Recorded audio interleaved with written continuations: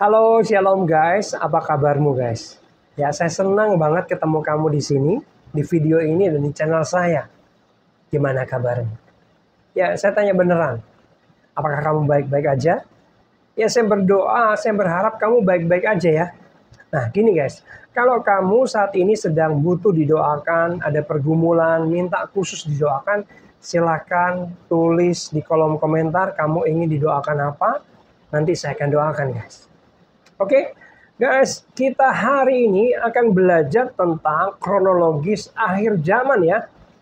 Nah, guys, gini guys, saya akan berusaha menyampaikan materi akhir zaman ini sesimpel mungkin, biar kamu nggak mumet, biar kamu nggak pusing guys. Ya, saya buat supaya ini nggak rumit.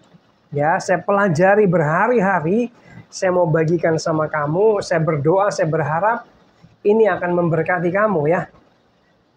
Dan saya mau bilang gini guys, ternyata pembahasan tentang akhir zaman itu tidak menakutkan. Amin. Sebab gini guys, beberapa waktu yang lalu saya tanya kepada teman-teman komsel saya. Sebelum saya menyampaikan ini, saya tanya, kalau kamu dengar tentang materi akhir zaman, apa yang ada dalam benakmu pertama kali? Ada yang bilang, wah menakutkan, ngeri-ngeri sedap, takut nggak diangkat, belum siap. Seperti itu guys jawaban mereka. Ya, tapi saya mau bilang hari ini bahwa ternyata pembahasan akhir zaman tidak mengerikan, tidak menakutkan. Lah kenapa? Karena kita punya Yesus Juru Selamat guys. Amin. Itulah kunci kita. Kita nggak pernah takut kalau membahas akhir zaman. Ya, nanti akan dijelaskan bahwa kita punya Yesus yang akan menyelamatkan kita. Dari antikris, dari hukuman kekal neraka, dari bencana. Ya, dari masa aniaya. Wow, kita diselamatkan guys. Ya. Jadi kalau orang dunia ngomong tentang kiamat, akhir zaman ya, antikris, wah takut gitu ya. Ya mereka maklum lah guys, takut. Kenapa? Karena mereka nggak punya juru selamat. Mereka akan binasa guys. Tapi haleluya, beda dengan kita. Yes, kita punya Yesus, juru selamat buat hidup kita. Ya, kita akan bahas ini tidak menakutkan guys. Guys, supaya ini bisa menjadi berkat yang baik, maksimal, kita mengandalkan Tuhan, kita berdoa dulu yuk.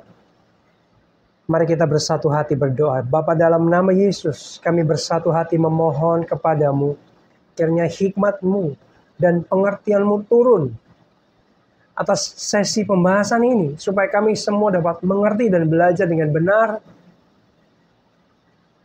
akan kebenaran yang penting ini Tuhan. Tolong kami, berkati kami di sesi ini. Dalam nama Yesus. Amin. Amin. Guys, kamu siap? Ya. Buka hatimu, beri fokus yang baik, kita akan belajar. Amin. Nah, guys, ada 13 bagian ya yang akan saya bagikan dengan cepat di awal ini, guys. Seperti kayak daftar isinya lah, gitu ya. Kamu siap? Yang pertama, setelah ini yang paling dekat adalah kita akan mengalami rapture. Mengalami apa guys? Ya, pengangkatan. Ya, yang kedua, setelah pengangkatan akan terjadi masa antikris guys. Ya, selama 7 tahun dengan sistem 6-6-nya. Ini adalah masa kesengsaraan, masa aniaya, masa tribulasi. Yang ketiga, setelah masa antikris selesai 7 tahun, akan terjadi second coming of Jesus. Yesus datang kembali yang kedua kali. Dia akan datang ke dunia untuk kedua kali. Ngapain guys? Nah, yang keempat adalah Yesus akan perang. Yesus itu akan datang bersama orang-orang kudusnya yang diangkat tadi guys. Yesus datang perang Harmagedon. Ya, Perang melawan siapa, Pastor Jimmy? Melawan antikris yang memerintah tadi 7 tahun bersama dengan nabi palsu dan semua bangsa-bangsa pengikutnya. Harmagedon. Ya. Dan kita tahu sama-sama dan Alkitab sudah mencatat, guys, yaitu Yesus dan orang-orang kudusnya kita ini akan menang. Akan apa? Ya, akan menang. Ya, Yesus akan mengalahkan antikris, nabi-nabi palsu, bahkan iblis, guys. Ya, lalu antikris, nabi palsu, iblis akan ditangkap, guys. Setelah ditangkap, itu yang keenam. Jadi Yesus menang, itu yang kelima. Yang keenam adalah antikris dan nabi palsu akan ditangkap dan dilemparkan ke dalam lautan api. Ditangkap, dimasukkan ke lautan api dan dimeterai di situ. Ya. Nah, setelah itu iblis akan dilempar dalam lautan api selama 1000 tahun, guys. Jurang maut 1000 tahun. Nah, 1000 tahun ngapain? Ternyata tadi kan Yesus menang perang.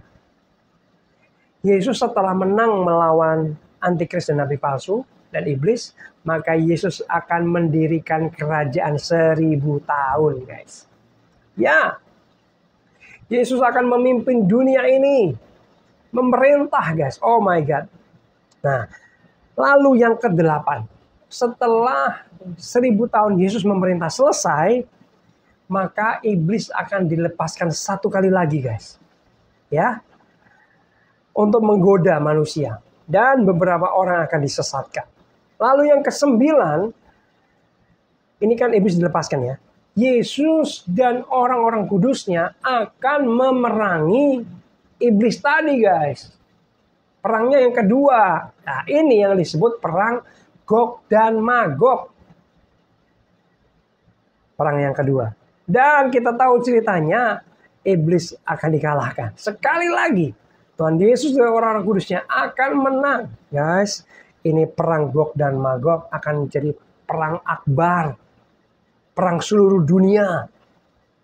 Seperti pasir di laut dikatakan. Ya. Lalu yang ke-10 adalah iblis, kan sudah kalah tadi, dimasukkan ke dalam neraka untuk kali ini selama-lamanya. Ya, yang pertama iblis dimasukkan ke jurang maut atau alam maut atau neraka itu selama 1000 tahun, dilepaskan sesaat, di perang Yesus kalah dan dia dimasukkan kali ini selama-lamanya ke neraka. Oke, 11. Setelah itu langit dan bumi ini akan lenyap. Inilah yang disebut kiamat. Oh, ternyata kiamat masih lama, guys. Melewati 1000 tahun dulu, guys. Ya, langit bumi ini akan lenyap. Ya, setelah itu pengadilan tahta putih akan terjadi. Amin. Pengadilan tahta putih ini, guys, akan diadili menurut perbuatan dikatakan. Ya, kita akan masuk ke surga yang mana ini? Tingkat berapa nih kira-kira? Derajatnya yang di mana nih? Sesuai dengan perbuatan kita. Karena Allah itu Allah yang adil. Ya. Nah, yang di neraka juga sama. Ini di nerakanya yang mana nih? Derajatnya seberapa nih? Tergantung perbuatannya di bumi, di dunia. Waktu dia masih hidup. Oke. Yang terakhir, yang ke-13 adalah setelah pengadilan tahta putih, maka Allah menciptakan langit baru dan bumi yang baru dalam kekekalan. Kita akan tinggal di sana bersama dengan Allah, pencipta langit dan bumi yang mengasihi kita itu, guys. Di sana nggak ada air mata, nggak ada penderitaan, kekal selama-lamanya. Haleluya. Nah, guys, kita akan bahas satu-satu ya.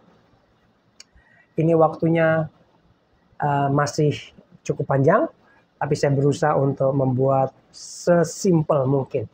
Ya, kita menikmati sesi ini ya, jangan terlalu buru-buru ya. Oke, yang pertama adalah pengangkatan. Guys, siap-siap pengangkatan. Amin. Jangan sampai ditinggal. Lah, kenapa Pastor Jim? Karena kalau kamu ditinggal, nggak ikut pengangkatan, nggak ikut rapture, maka kamu akan mengalami masa aniaya daripada antikris. Ya, itu siksaan yang mengerikan. Kamu harus diangkat, guys. Saya berdoa, saya mau kamu diangkat. Dan saya percaya Tuhan juga mau kamu diangkat. Kenapa saya jadi marah-marah ya? Ya, guys, please. Perhatikan baik-baik. Kamu gak kebetulan nonton video ini. Ya, sebentar lagi akan terjadi rapture. Pengangkatan. Siap-siap. Kalau melihat peta zaman, ini sudah detik-detik terakhir terjadi pengangkatan. Amin. Nah, Pastor Jim, gimana caranya supaya saya diangkat? Jadi gini guys, bukan perbuatan baik. Oh ya, bertobat ya, nanti melakukan kebaikan supaya ditimbang. Bukan. Ya, kamu diangkat itu syaratnya adalah kamu menerima Yesus sebagai Tuhan dan Juru Selamat, tapi dengan sungguh-sungguh. Artinya lahir baru. Ya, artinya hidup dalam pertobatan. Ya, sebab gini guys. Ada orang Kristen yang gak diangkat. Loh, kenapa Pastor Jim? Orang Kristen kok gak diangkat? Karena Kristennya Kristen-Kristenan. Karena Kristennya Kristen KTP. Ya, kalau ditanya agamanya apa? Kristen. KTP-nya apa? Kristen. Tapi kelakuannya persis sama orang dunia. Gak takut akan Tuhan. Hidup dalam dosa. Menikmati terus dosa. Gak pernah bertobat. Orang-orang seperti ini akan ditinggalkan. Saya sebagai hamba Tuhan, saya mengingatkan kamu semua. Ayo, terima Tuhan sungguh-sungguh. Lahir baru. Kamu harus lahir baru guys. Ya, bukan hanya percaya-percayaan doang. Ya, saya percaya Yesus adalah Tuhan. Ya, iblis juga percaya guys. Tapi kamu harus lahir baru. Hidup dalam pertobatan. Sungguh-sungguh. Ya. Nah, ketika kamu percaya Yesus sungguh-sungguh, hidup dalam pertobatan, lahir baru, gak usah takut apa-apa. Menghadapi akhir zaman ini, mau rapture-nya besok, mau pengangkatannya besok, mau kiamat besok, it's okay.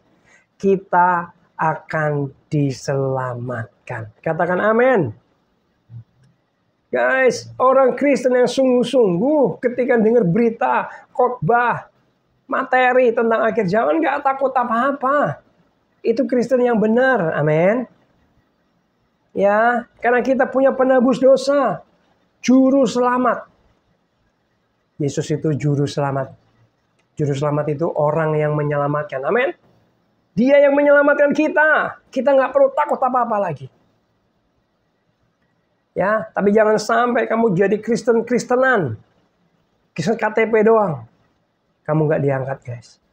Dan kalau kamu tidak diangkat, aduh.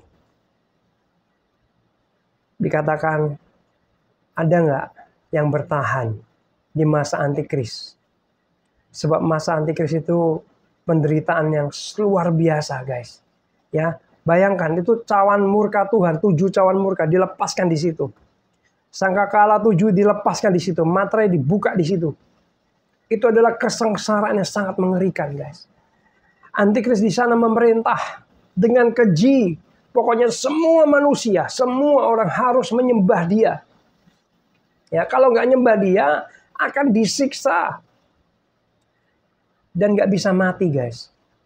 Orang-orang mau mati nggak bisa mati, disiksa satu-satu. Mungkin jarinya dipotong, maaf kata ya. Mungkin kemaluannya dipenggal, ya disayat-sayat, dicungkil matanya. Aduh. Karena iblis mikirnya gini guys. Kalau saya bunuh kamu, enak kamu masuk surga. Nggak boleh mati kamu. Disiksa satu-satu guys. Sampai orang-orang nggak tahan dalam siksaan itu. Dan akhirnya apa? Ya, menerima Lucifer. Menerima antikristus. Ya. Ketika antikris memerintah, orang-orang yang nggak mau ikut sistem, wah saya nggak mau ikut antikris, saya mau ikut Yesus ah, ya. itu nanti akan ditangkapin dan disiksa, guys. Dianggap pemberontak oleh antikris, dikejar-kejar oleh tentara, dibunuhin ya, enggak dibunuh ya, disiksain, ditangkapin. Jangan sampai itu terjadi sama dia.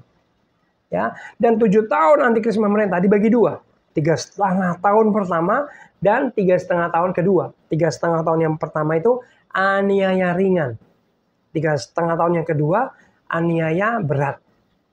Nah, memang ada pengajaran yang berbeda-beda ya guys. Bicara tentang akhir zaman ini, kalau ada pengajaran berbeda-beda, tafsiran berbeda-beda, it's okay, nggak apa-apa. Ya, ada yang menganggap bahwa nanti rapture-nya kita di tengah-tengah, 3,5 tahun pertama kita diangkat. Kita ngalami dulu yang ringan katanya. Ada juga yang kita ngalami semuanya. Selesai 3,5 tahun kedua, baru kita diangkat. Tapi yang saya pelajari, ya, bahwa kita akan diangkat sebelum masa antikris. Ya, puji Tuhan. Kita akan lihat nanti. Kebenaran 100%-nya nanti kita akan lihat. Amin, guys.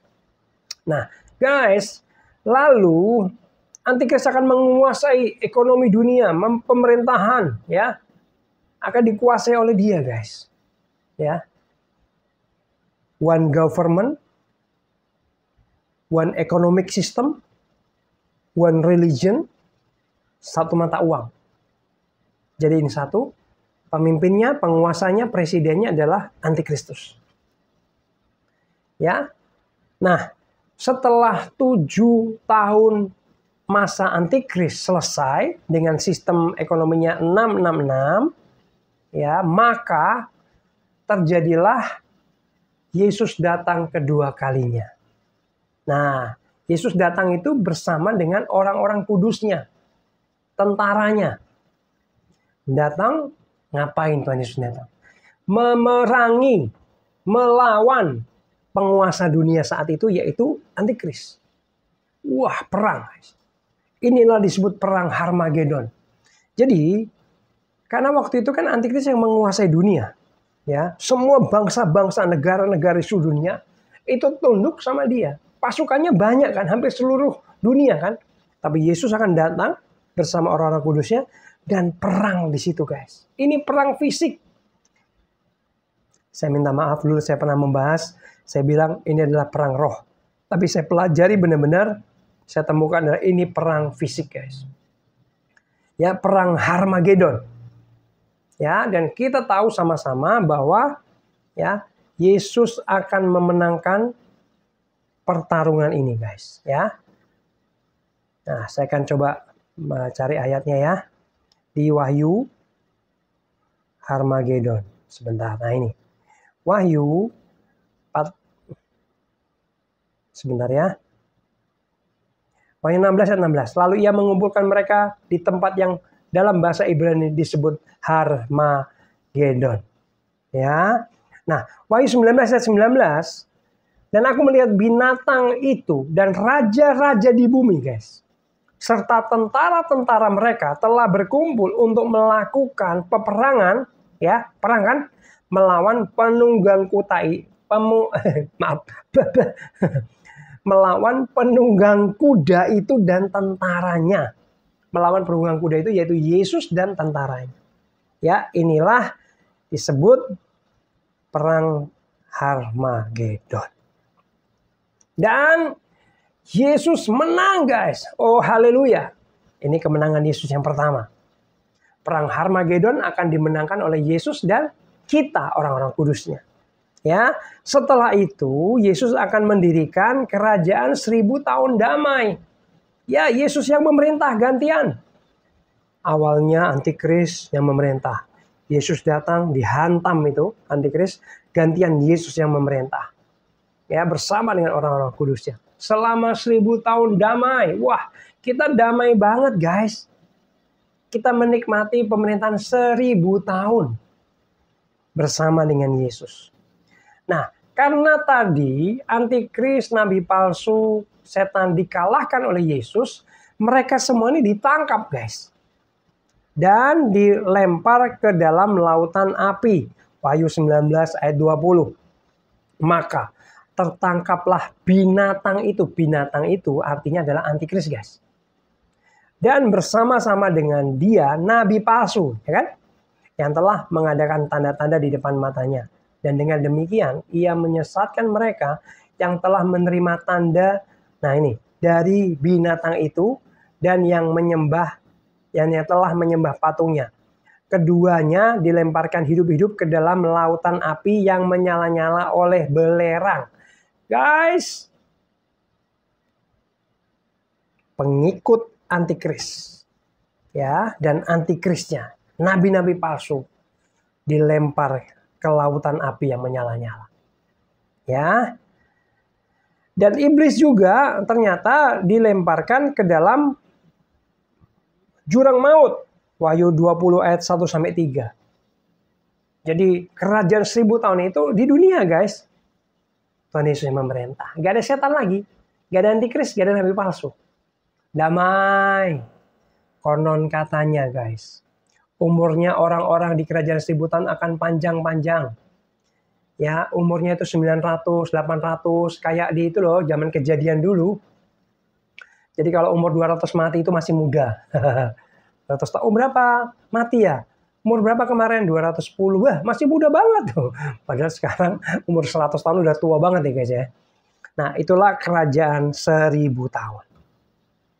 Nah, guys, setelah itu 1000 tahun selesai, maka apa yang terjadi? Iblis ternyata dilepaskan lagi, guys, untuk sesaat, tadi dikatakan. Ya. Kalau kamu baca di Wahyu 20 ayat 3 yang bagian B, kemudian daripada itu ia akan dilepaskan untuk sedikit waktu lamanya. Nah, di sini iblis dilepaskan untuk menggoda orang-orang berbalik daripada Allah, untuk berkhianat, untuk berdosa, ya, menyesatkan manusia, guys. Ada yang tersesat lagi, guys. Nah, setelah iblis dilepaskan sesaat tadi, nah, terjadilah perang yang kedua. Perang antara iblis, ya, dengan Yesus tadi. Jadi kan Yesus memerintah nih, guys. Setan dilepasin. Ngacau kan? Yesus perangin lagi, ya kan? Nah, inilah disebut perang Gog dan Magog. Ya. Dan kamu tahu nggak, guys? Perang Gog dan Magog ini perang akbar yang luar biasa juga, guys. Ya, perang seluruh dunia. Jadi iblis benar-benar bisa menghasut orang-orang dunia pada waktu itu. Ya, ini perangnya seperti lautan di pasir, saking banyaknya tentara yang perang. Ngeri banget.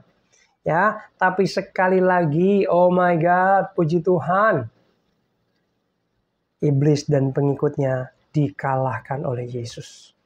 Wahyu 20 ayat 10. Dikalahkan. Dan untuk kali ini, iblis dan pengikutnya dimasukkan ke dalam neraka selama-lamanya. Udah kalah 2 kali, jeblosin ke neraka selama-lamanya. Ya, tapi guys, nanti di neraka itu yang paling banyak disiksa itu bukan manusia yang masuk neraka, guys. Bukan. Siapa yang disiksa? Ya, iblisnya yang paling banyak disiksa. Karena gini, guys. Neraka itu sesungguhnya diciptakan untuk iblis, guys. Bukan diciptakan untuk manusia. Jadi ada yang protes kan. Kenapa Allah yang kasih itu menciptakan neraka untuk orang-orang yang dikasihinya? Orang-orang berdosa dihukum di neraka. Sebenarnya Allah menciptakan neraka untuk iblis, guys. Tapi karena ada manusia-manusia yang ikut iblis, ya, maka dia atau mereka akan dihukum ikut iblis di neraka. Ceritanya gitu, guys. Oke, selanjutnya setelah iblis dimasukkan ke dalam neraka untuk selama-lamanya, maka guys, langit dan bumi kita ini yang sudah hancur ini akan dilenyapkan. Lenyap. Dihilangkan, boom, hilang. Ya. Lalu sebelum ada langit baru dan bumi yang baru, terjadi dulu pengadilan tata putih. Nah, kalau kamu tahu ayatnya, langit, bumi, lenyap atau kiamat. Nah, ini kiamat, guys. Wahyu 20 ayat 11. Ya. Nah, lalu pengadilan tahta putih digelar. Ya. Wahyu 20 ayat 11 sampai 13. Orang-orang akan diadili menurut perbuatan mereka, guys. Ya. Nah, gini. Orang-orang yang pasti masuk surga adalah orang yang percaya Yesus kan? Nah, tapi derajat di surga itu atau pahala di surga nanti itu tergantung oleh perbuatan-perbuatan mereka yang ada di dunia, guys. Ngerti nggak, guys? Jadi untuk masuk surga adalah percaya Yesus, bukan perbuatan baik. Amin. Tapi untuk pahala, untuk derajat, itu tergantung perbuatan baik kita. Oleh sebab itu, mumpung kamu masih hidup di dunia ini, berbuat baik yuk, berbuat baik yuk, berbuat baik yuk. Karena semua nanti dibalas Tuhan di surga kekal berkali-kali lipat. Katakan amin. Kalau kamu percaya Yesus sih, tapi nggak pernah punya perbuatan baik, kayak orang yang di sebelah kanan Yesus yang mati disalib, nah dia nggak punya pahala, guys. Ya, tapi sudah masuk surga. Amin. Juga sama, orang-orang yang tidak percaya Yesus, mereka akan ke neraka. Tapi mereka akan diadili perbuatan-perbuatan mereka yang ada di dunia. Dulu jahatnya seberapa nih? Kalau jahat banget ya, derajat hukuman di nerakanya lebih berat, guys. Gitu. Contoh nih ya, ada orang seperti Hitler yang membunuh 6 juta orang Yahudi. Kaisar Nero yang bengis, ya.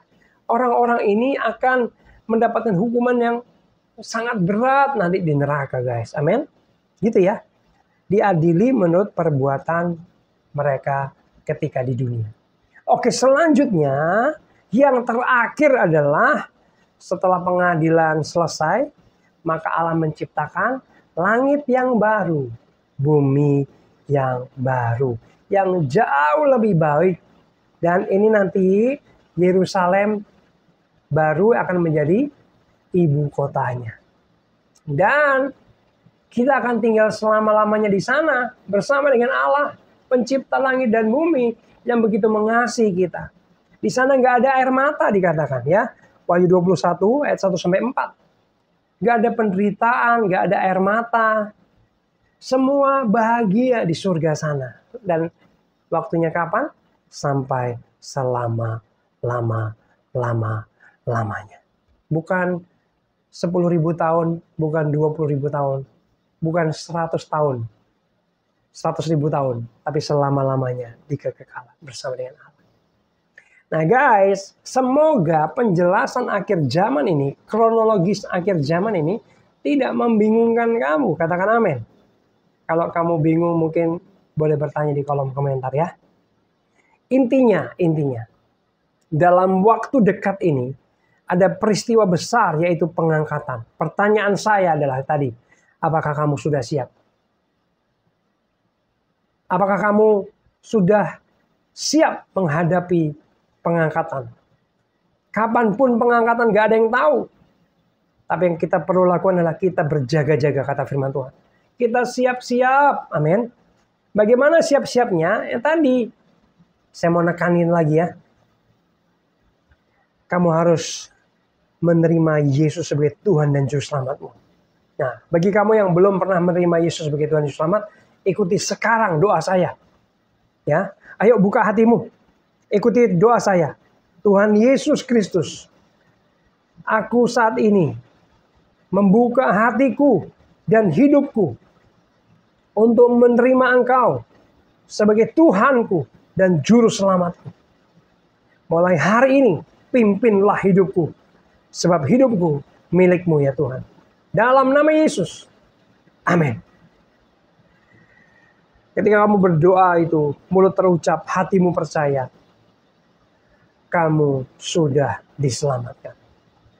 Namamu tercantum dalam kitab kehidupan. Kamu gak perlu takut apa-apa lagi. Tapi kalau ada orang yang percaya tapi belum lahir baru, kamu harus lahir baru. Ya, lahir baru. Tuhan, aku mau lahir baru. Ketika kamu dilahirkan kembali, Itu tandanya adalah kamu tiba-tiba mengasihi Tuhan luar biasa. Ya. Yang pernah ngalami lahir baru pasti senyum-senyum sekarang. Ya. Itu dunia kayaknya indah banget karena lahir baru. Bertemu pribadi dengan Tuhan, ngalami Tuhan, hidup mengasihi Tuhan, hidup untuk Tuhan, menyala-nyala, kasih mula-mula. Dan kamu hidup pasti dalam pertobatan. Amin. Kamu pasti nggak mau lagi berbuat dosa. Kamu pasti hidup untuk Tuhan. Kamu pasti hidup untuk kekudusan kepada Tuhan. Amin. Dan itulah cirinya kamu akan diselamatkan. Amin. Jangan sampai jadi Kristen KTP, ya. Cuman Kristenan doang, tapi nggak pernah lahir baru, nggak pernah hidup dalam pertobatan, terus berbuat dosa. Jangan sampai seperti itu. Kamu akan ditinggalkan. Amin. Yuk, saya mau berdoa buat kalian. Bapak hamba berdoa buat teman-teman yang menyaksikan video ini. Kiranya mereka boleh mengalami lahir baru daripada Tuhan. Mereka boleh percaya Yesus Tuhan dan Juru Selamat buat hidup mereka. Dan Tuhan, Engkaulah Tuhan Yesus, Juru Selamat bagi manusia. Bagi orang yang percaya kepadamu. Hari ini kami percaya kepadamu. Kalau Tuhanku, Engkaulah Juru Selamatku ya Tuhan. Terima kasih Tuhan. Aku tidak takut apa-apa lagi. Mulai hari ini kami tidak takut apa-apa. Karena Tuhan adalah penolong dan Juru Selamat dalam hidup kami. Dalam nama Yesus. Amin. Amin. Puji Tuhan. Semoga video ini bisa memberkati. Bagikan video ini boleh ke teman-teman kamu, ke keluarga kamu, supaya mereka boleh siap-siap menghadapi akhir zaman ini. Katakan amin. Tuhan Yesus memberkati.